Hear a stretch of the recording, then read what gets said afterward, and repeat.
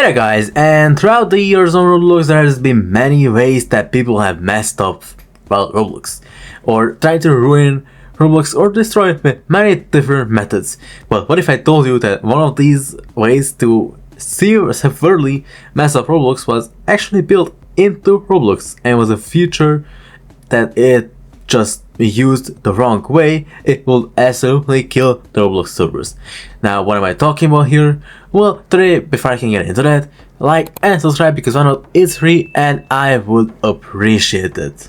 So let's talk about bytecode. Now, what is bytecode? Well, bytecode is program code that has been compiled from source code into low-level code designed for the software interpreter.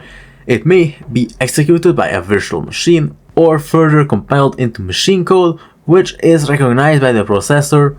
All bytecode really is a type of code. And what is coding? Well, what is scripting? Every Roblox game from Brookhaven all the way down to a random game with like 20 visits has scripting in it. There is different levels of scripting depending on the game's. I'm sure Bloxburg has tens of thousands of lines of script, and bytecode was a feature within Lua, which is the language that Roblox uses, the language that Roblox was developed in. And it could really mess up Roblox. Now, how could it really mess up Roblox?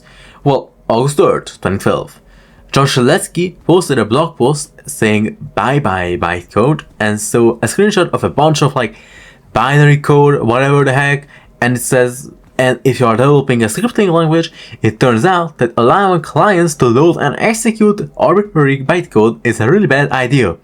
Lua, the embedded scripting language that Roblox uses, unfortunately allows this by default. After some deliberation, we decided to remove this capability from Roblox Lua. Now, they do say that removing bytecode breaks a very few amount of games, but the most advanced scripters on Roblox. And they're gonna say why they broke it. Now, here's an article from 2008 about all the things wrong with bytecode and Lua, but that's too complex, I don't know what. So, if you know what you're doing, you can craft a malicious attack using bytecode, which means you could have more powers that you weren't supposed to have in the first place. You can do things on Roblox that only admins should be able to do with the use of bytecode. So let me go ahead and explain this in other words, okay?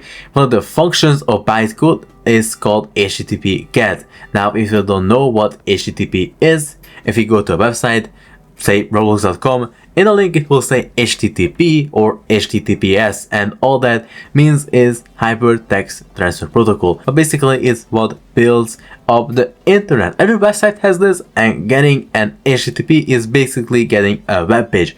Now imagine you're running a script and you run a billion of these HTTP GETs with the bytecode, where you're basically sending a bunch of requests to Roblox's servers to load a billion web pages, and you would essentially be DDoSing Roblox's servers.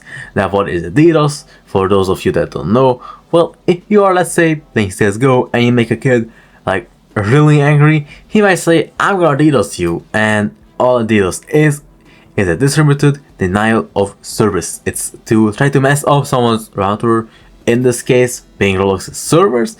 And what it just means is that you overwhelm the server or the router or whatever, so it crashes and stops working because it's just taking in too much. Like, for example, think about if you get some cookies, right? The first cookie, you might enjoy it a lot.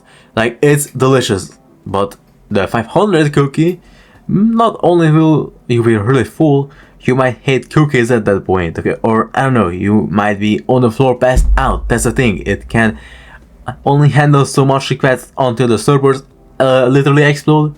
I hope I'm explaining this in a way that makes sense, because this is a pretty complex subject matter. So this floods traffic to the website, so it becomes slower or it goes down entirely. Okay, so I hope this made sense.